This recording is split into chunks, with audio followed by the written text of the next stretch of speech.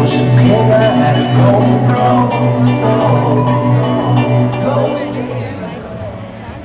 A very good evening to respected judges and to one and all present here. I'm contestant number 17. The youth are the hope of our future. So, my message to the youth would be, live your life with a positive attitude and you will feel better. Say no to drugs, violence, abusive language, and let the values of obedience, honesty, respect for the young and the old flow within you. This will surely prove a positive impact on the world. So just be yourself and people will accept you for who you are.